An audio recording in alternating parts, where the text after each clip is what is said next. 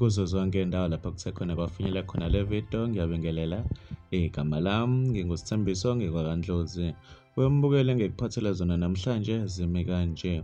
Kufunela owesifazane osesithombeni okwazi umfowabo omncane ngomese waze washona. Ufikile izungu oneminyaka engu-35 ubudala kuthiwa selokhu ahamba ekhaya izolo kubo ngemumva kokugwaza umfana wakubo omncane ngomese waze washona.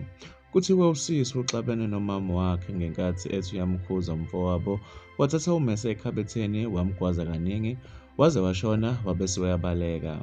Kanti wembukeli bese kucela noma ubani ombonayo abekele amaphoyisa.